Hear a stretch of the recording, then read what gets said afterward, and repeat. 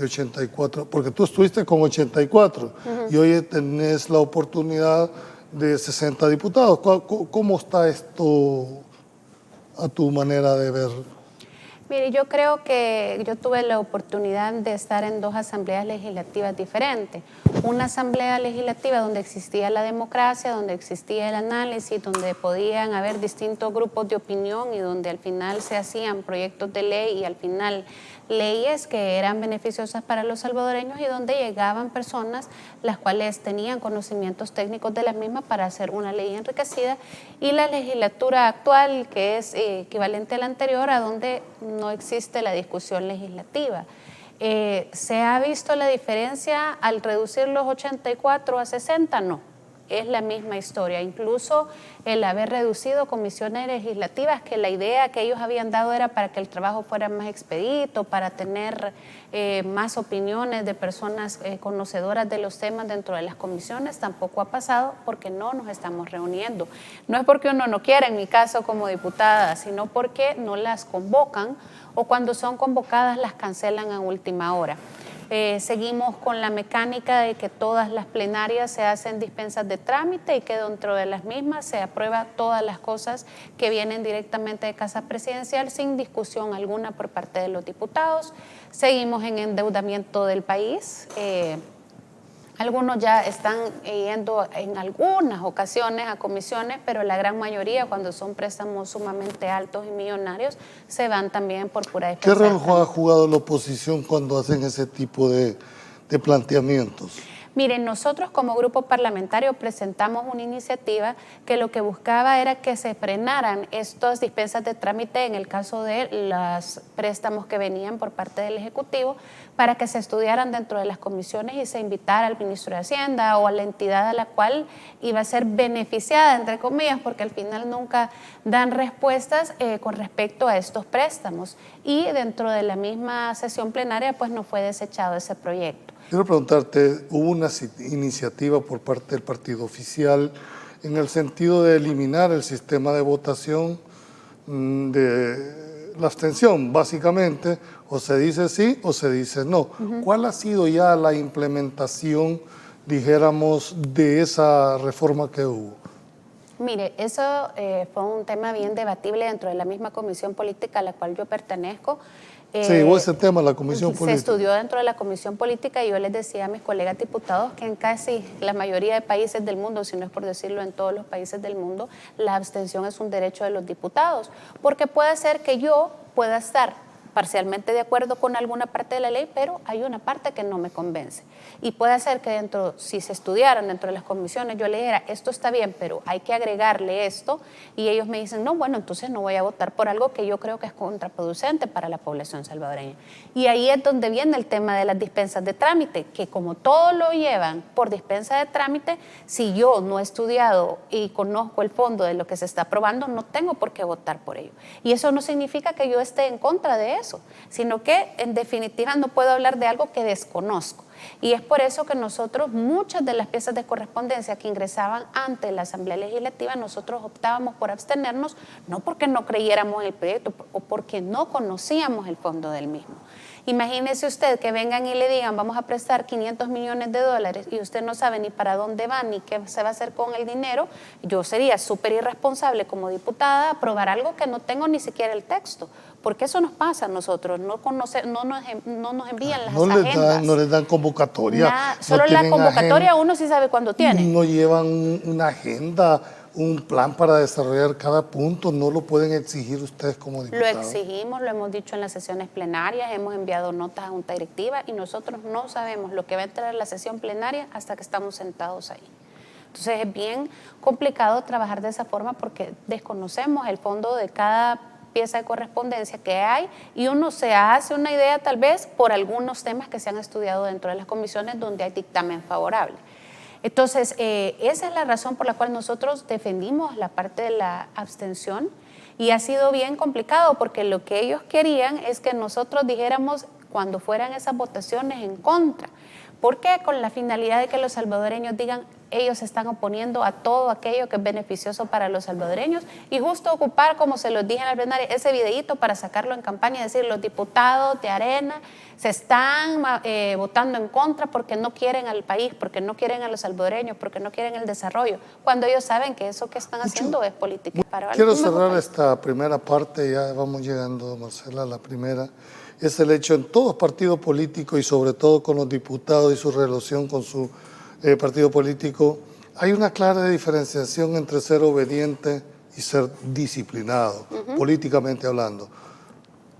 ¿Cómo se considera, Marcela? Ni obediente ni disciplinada, soy una hija ¿O rebelde? de Dios. Puede ser que lo tomen como quieran, siento yo, ¿verdad? Yo la verdad es que a mí la única persona que siempre he dicho que me mande es mi mamá, y lo que diga Dios en mi vida. Obviamente respeto a mi esposo, a mis niños, a mis hijos, pero creo que yo tengo bien claros mis principios democráticos, mis principios institucionales. Yo creo que el partido en el que crecí, yo le tengo mucho respeto, hay varias personas que han estado por muchos años ahí y a las cuales admiro, pero creo que los tiempos van cambiando y uno debe de irse adaptando a los tiempos y a las situaciones políticas que se van dando. No me dejes ejemplos, pero ¿te han tratado de imponer alguna vez una línea partidaria? Ni siquiera me lo han preguntado porque saben que conmigo no cuentan en esas cosas. Sí, porque muchas veces dicen esta es la línea y antes había un partido político que votaba uno y votan todos. Tal vez, la verdad es que nunca me tocó una legislatura así, pero en 2018, por ejemplo, llegaba el presidente del partido, se reunía con todos los diputados y entre todos tomábamos una decisión colegiada. Y eso fue, lo mismo fue en 2021, de la misma forma se nos hablaba a todos y se nos decía, miren, nosotros creemos, pero ¿qué opinan ustedes? Y tomábamos una decisión colegiada, no era unilateral, por lo menos en las legislaturas en las que yo he estado, siempre se ha trabajado de manera conjunta. Con COENA ya sabemos, no quiero hablar mucho de esto pero yo no tengo relación en ningún momento con ellos. Todas las decisiones que nosotros tomamos con Francisco son cosas en las que nosotros creemos y basados en nuestros principios y en lo que también la gente habla con nosotros. Ya hubo un anteproyecto, pero no se continuó. ¿Cuál es el objetivo de esta ley? Vimos un tuit del presidente en el cual dice por qué razón somete un gravamen del 30% del impuesto, para que con eso, dice, resolvemos el problema de una cooperativa en particular, no endeudamos al pueblo salvadoreño y finalmente sirven para algo. Mire, la excusa está siendo bastante risible para meter una ley que siempre han querido meter. De hecho, esta ley entró en el año de noviembre, en el año 2021, en el mes de noviembre. Yo estaba en la legislatura de la comisión, era miembro de la Comisión de Relaciones Exteriores, Integración Centroamericana y Salvadoreños en el Exterior, cuando ingresó esta ley de agentes extranjeros, y en ese momento dentro de la comisión, de hecho creo que hubo este dictamen favorable, si mal no lo recuerdo, pero se detuvo porque varias embajadas que prestan cooperación hacia nuestro país en diferentes temas les estaban haciendo un gravamen del 40%, que les estaba quitando el país, que se iba a quedar la gente sin ayuda, porque ellos lo enfocan, me da risa, desde el punto de vista como que fueran periodistas pagados o medios de comunicación pagados, y esa ayuda que es para la población salvadoreña, los más pobres y los más necesitados, es ayuda que se le va a quitar a esta gente para agarrársela al gobierno. Otra cosa que la gente tiene que tomar en cuenta es que el caso de la cooperativa El Bosque, que son personas que tienen un litigio legal con un administrador que tuvo esta comunidad, lo que le pasó a ellos es que ellos tuvieron una cosecha, tengo entendido que de café, y fue perdida esa cosecha y tenían con el Banco Agrícola, digámoslo, un préstamo. Un crédito de vida. Un crédito. Entonces el banco les dijo de que buscaran un administrador para que les buscara una forma de poder financiarse como cooperativa y poder recuperar lo que habían perdido en sus cosechas. Entonces ellos contrataron como administrador a esta persona de apellido Palomo, que por cierto se dijo en un tuit que era familiar de un miembro de Arena. Yo me tomé, porque tenía que saber la verdad, y le llamé por teléfono a personas exdiputados y miembros del Partido Arena que tienen este apellido, y todos ellos me han negado que esta persona sea familiar de ellos. Entonces tampoco se vale regar chambres de alguien solo por querer salvar mi pellejo. Tenemos que ser responsables también en lo que decimos.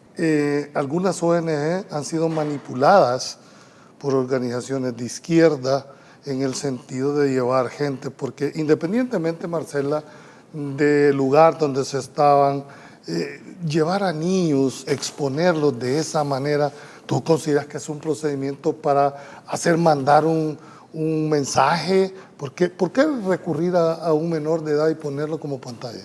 Mire, yo desconozco por qué lo llevaron, seguramente porque ellos no tenían con quién dejarlos, porque fue toda la comunidad, eran todas las familias, entonces iban las familias completas. Lo que creo que no se vale es que enfrente de los niños llevar una fuerza pública y llevarse personas a la fuerza, pudiendo causarle un daño a estas criaturas. Los niños estaban dando gritos. La gente le echa culpa a las mujeres por llevar a sus hijos, pero no le echa la culpa a la policía por agarrar a la fuerza a personas, pudiendo causarles un trauma a estos menores también. Yo creo que el derecho a la libre manifestación es un derecho constitucional.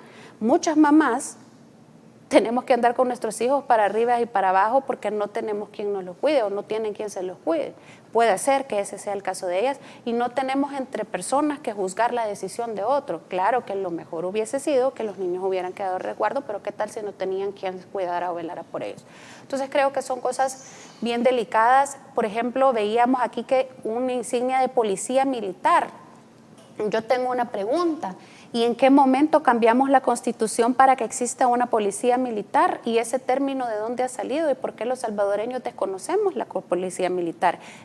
¿Cuándo nació? Bueno, si hay una policía militar siempre dentro del ejército. Pero no, que es el policía de los... Pero de hecho los policías, acuérdense de algo bien importante, la Policía Nacional Civil, cuando fueron los acuerdos de paz, y por ejemplo los militares, fue una reestructuración que se hizo cuando fueron los acuerdos de paz. Y de hecho hay resoluciones de la Sala de lo Constitucional que dicen que los militares no pueden tomar tareas. Hacer funciones de seguridad pública. Entonces, ¿qué es lo que está pasando? Yo creo que es lamentable todo esto que ha pasado. Yo lamento mucho que estas familias no se les dé al final una solución. Han sido capturados no solamente un párroco, no sé cómo se le dice en la iglesia evangélica, pero era... Creo que el abogado también. El abogado también, y también fue llevado preso un ambientalista, que era una persona que les estaba apoyando y acompañando en este proceso. Con todos estos antecedentes, ¿crees que va a ser el mismo anteproyecto del 2021? Allá se establecía un 40%, si no me equivoco. Si van a seguir siendo las mismas sanciones que se preveía, o tú crees que va a haber un nuevo anteproyecto de ley? Pues según lo que pudimos ver, según lo que puso el señor presidente, decía que por ejemplo, había una disminución, porque en el proyecto original era el 40%, y según lo que él dijo es un 30%. Esto quiere decir que van a ser diferentes. Al final, ya para cerrar este punto, porque hay dos temas más que quisiera platicar contigo, es ¿qué ves que venga? ¿Cuál va a ser el resultado en esta nueva ley? ¿Crees que esto tenga un impacto internacional? Sí va a tener un impacto internacional, porque lo que van a hacer es que van a disminuir las ayudas.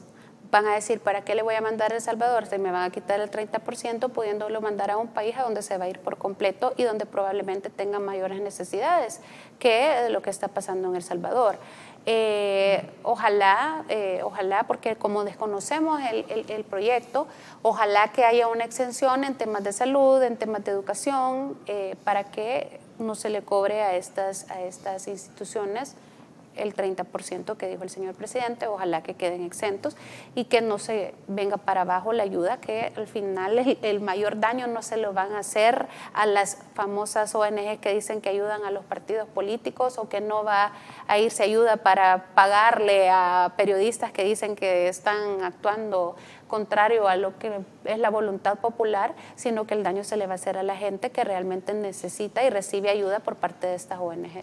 Ahora, ¿cómo compararnos, ya para ir aterrizando, Marcela, la situación del salario mínimo en países como Costa Rica y Panamá, que son los que tienen mayor rango, el salario más alto que está a nivel de región, que es con la que nos podemos comparar? Es decir, nosotros rondaríamos de ser el 12, 402%. Recordemos que el poder adquisitivo es diferente al que nosotros tenemos en El Salvador. Nosotros somos un país pequeño donde tenemos una gran cantidad de personas y no somos un país grande en producción. Entonces, no podemos asimilarnos a las condiciones que tienen los otros países de la región. Ahorita se le está haciendo por parte de este gobierno una apuesta al turismo, pero vamos a ver qué tanto esta apuesta al turismo, pues al final beneficia. Quisiera ya, para cerrar la entrevista, ¿cuáles son los desafíos y las expectativas que tienen ustedes como fracción? Sobre todo, ¿cómo consideran ustedes el mayor logro, pero a su vez el mayor fracaso de esta legislatura? Nuestro de los diputados de Nuevas Ideas, o de toda la Asamblea. No, de la Asamblea, hablo como organismo. ¿Cuál es el mayor logro que ha tenido esta Asamblea? Si lo vemos como logro hasta la fecha sería demasiado precipitado decirte porque no veo algo que yo diga esto ha sido algo que realmente va a ayudar a la población. Yo creo que los retos han sido grandes, creo que sí ha habido cierto cambio en algo y es que ahora creo que hay un poco más de aceptación a la crítica.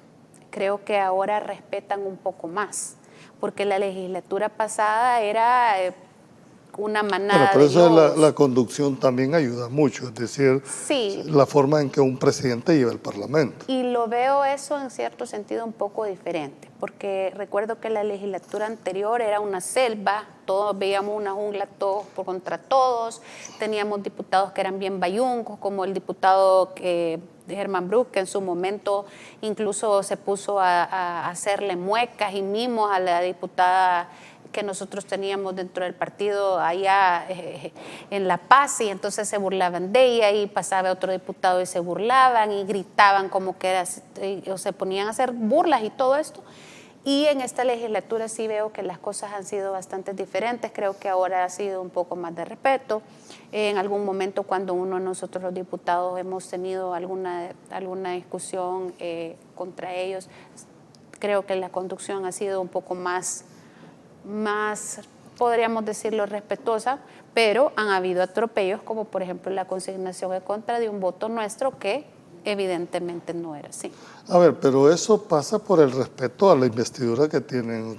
¿Ustedes se consideran que los han respetado en esta legislatura? Creería que no, porque si nos respetaran, tomaran a bien todas las propuestas que nosotras hacemos, deberían de seguirse el proceso de formación de ley como el reglamento lo establece y como la ley lo establece, porque la Constitución también tiene regulado cómo es el proceso de formación de ley, aunado con el reglamento interno de la Asamblea Legislativa, y eso no se ha respetado por parte de los diputados. Y ese es un mal precedente porque ellos creen que eso lo van a hacer siempre, y recordemos que la política es cíclica. En política hoy se está, mañana no. Hubo unos diputados, se recuerde usted, bueno, yo no había ni nacido, pero estaba la famosa Planadora Verde y otros partidos que tenían una gran cantidad de diputados, y esto es constantemente cambiando, y va a llegar a un momento en el que ellos van a hacer una cantidad de diputados menor y que todas estas violaciones que ellos nos han hecho a nosotros le van a pasar a ellos también. Entonces creo que no están viendo a futuro, que no hay necesidad de atropellar a los demás solo por tener una mayoría, sino al contrario, se puede respetar, pero como recordemos que si no hay votos, no se resuelve. Entonces, que de nada sirve y de nada cuesta seguir el proceso de formación de ley y no hay votos, pues no los hay.